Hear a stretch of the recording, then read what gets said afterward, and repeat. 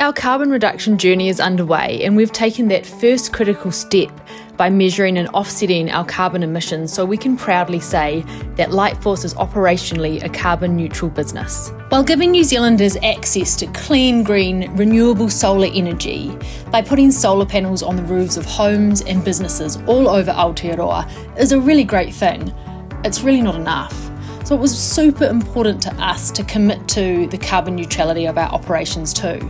So we engaged the awesome team at ECOS to help us begin this journey. While it was essential for us to offset our emissions after the completion of the project, the primary intent of this journey for us really was to gain a real insight and understanding into the impact our business has on the environment, to be able to make changes to the way we operate and build an actionable framework to do better, especially as we continue to grow and expand. We chose to support the Babatana Rainforest Conservation Project in the Solomon Islands to offset our carbon emissions. Now this is a pretty special project because unlike the planting of monoculture trees just to generate carbon credits, this project's actually owned and run by the indigenous peoples of Sasamonga. They've given up the rights for logging in exchange for the opportunity to sell carbon credits from this lowland tropical rainforest. The forest is also incredibly biodiverse. It's the home to thousands of unique animal and plant species. And this land is also the main source of food, income, medicine, building materials and water for the local families. We really wanted to support a project that had a meaningful social, not just environmentally positive impact. Our vision at Lightforce is to empower a lighter, brighter future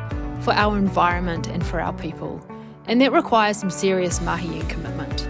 We believe it's our responsibility as a business and as individuals to drive that positive change.